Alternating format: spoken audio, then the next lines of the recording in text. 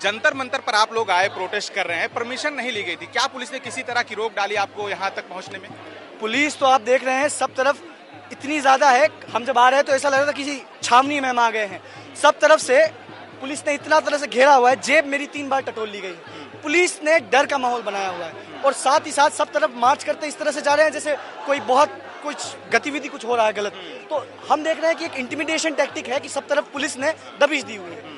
हम डरने वाले नहीं हैं, हम यहाँ प्रोटेस्ट करने आए हैं, यहाँ प्रोटेस्ट करेंगे। आपको क्या लगता है जो सरकार 3 मरतबे से लगातार है, किसी एक मिनिस्टर का अब तक किसी भी मामले में इस्तीफा नहीं हुआ, इससे पहले लगातार पेपर लीक्स हो रहे हैं, तो क्या आपको लगता है कि आपकी डिमांड करने पर धर्मेंद्र प्रधान इस्तीफा दे देंगे?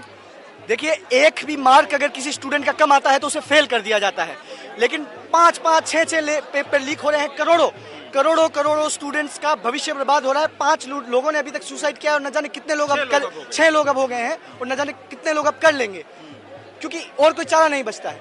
तो ये सब जब होता है तब अकाउंटेबिलिटी तो बनता है कि कौन है इन सब का जिम्मेदार। आप कहाँ से आए हैं? हम जेएनयू से हैं। जेएनयू से हैं। आप खुद क्या पढ़ाई कर रहे हैं? मैं मास्टर्स कर रहा हूँ आर्ट्स एंड एस्थेटिक्स में। हम आर्ट बनाते हैं, आप जिस तरह से देख रहे हैं, जी जी, आप ये देख रहे हैं किस तरह से ये बाढ़ आ रही है और ये पेपर लीक की बाढ़ है। तो ये आंसू हैं उन एस्पिरेंट्स के जो कि पेपर लीक के कारण परेशान हैं।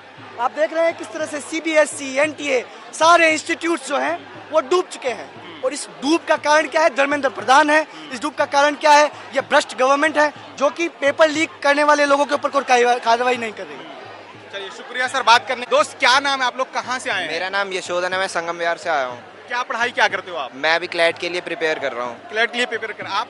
मेरा नाम दिवेश तिवारी है और मैं बीए इन आर्कियोलॉजी कर रहा हूँ। अच्छा, यहाँ आने का पर्पस क्या है, मकसद क्या है? मेरा आने का पर्पस ये है कि मैं सरकार की जितनी भी बुरी नीतियाँ हैं, जितने भी उनके फ्लॉज हैं, उनको प्रदर्शित करने यहाँ पर आया हूँ कि किस तरीके से वो देश को बर्बाद कर रहे हैं। और जो इनका हेड है नरेंद्र मोदी, मैं उनके बारे में यही कहना चाहूँगा कि हिटलर मर चुका है और एक हिटलर अभी जिंदा है।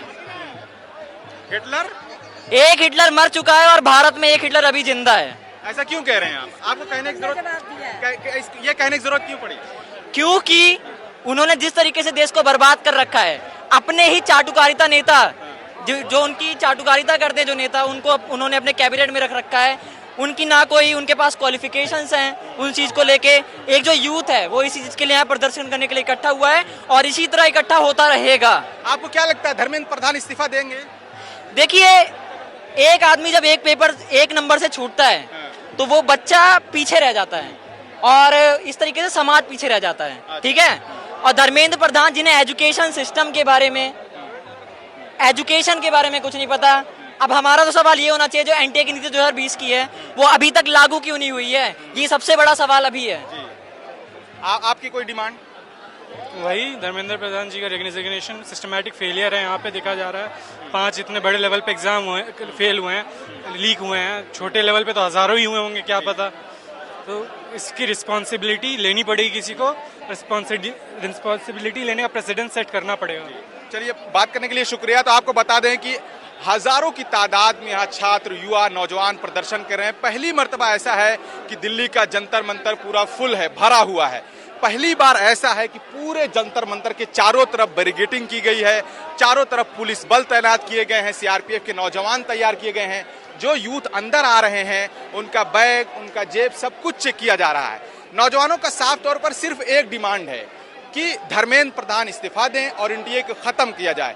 जिस तरीके से लगातार नीट का पेपर लीक हुआ, 22,50,000 बच्चों का भविष्य खतरे में है। उनके माता पिता अपना पेट काट कर बच्चों को पढ़ाई के लिए पैसे देते हैं। गांव देहात में तो चावल गेहूं तक माँ बाप अपने बच्चों को भेजते हैं शहरों में, और उसके बाद अगर इस तरह से पेपर लीक होता, उसके बाद भी अगर पेपर लीक होता है, सीबीएसई में इतनी बड़ी गड़बड़ी होती है, और आप देखेंगे इससे पहले नेट जेआरएफ का भी पेपर लीक हो गया था। तो लोगों का एक ही डिमांड है कि सरकार में जो बैठे मिनिस्टर हैं, धर्मेंद्र प्रधान जो एजुकेशन मिनिस्टर हैं, वो हर तरह से, हर एक तरीके से वो आकर इस्तीफा दें और अब देश में जो भी मिनिस्टर हैं उनकी अकाउंटेबिलिटी तय हो, रिस्पॉन्सिबिलिटी तय हो। ये यहाँ के आम जनता का, आम नौजवान का, जो यूथ है, उनकी ये डिमांड है।